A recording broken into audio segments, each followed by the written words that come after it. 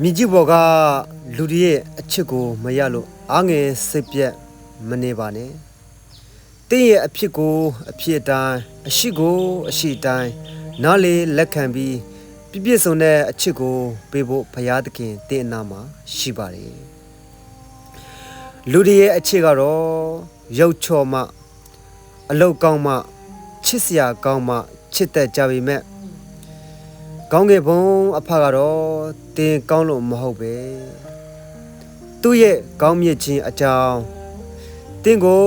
သူ့ရဲ့အချစ်ကြီးကြီးမားမားတွေနဲ့ချစ်တယ်မစုံလင်တဲ့တင်းကိုသူ့ရဲ့စုံလင်တဲ့မေတ္တာတွေနဲ့ဆက်ချစ်နေမယ်ဆိုတာတေချာတာပေါ့လေအာကလူရဲ့အချစ်ကိုမရရင်မဲ့လေအာရဲ့ဘဝကဖခင်ရဲ့အချစ်ကိုရသွားတယ်ဆိုတာတွေ့ရတယ်အလုံးဖျားရှင်ကောင်းချီးပေးပါစေ